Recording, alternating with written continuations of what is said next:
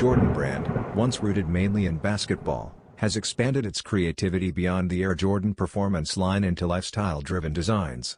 The newest example is the Jordan Session, a skate-inspired low top that pushes boundaries with daring style choices.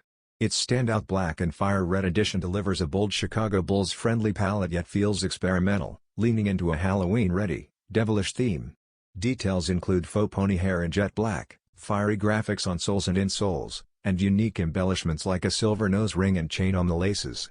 The tongues feature glaring eyes, while ruby horns on the eyelets cleverly reference the Raging Bull Air Jordan 5. With its SKU hinting at a devil motif, the design merges sport heritage with edgy street culture. Expected to release on Nike.com Jordan around Halloween 2025, this release reinforces how Jordan continues evolving beyond basketball.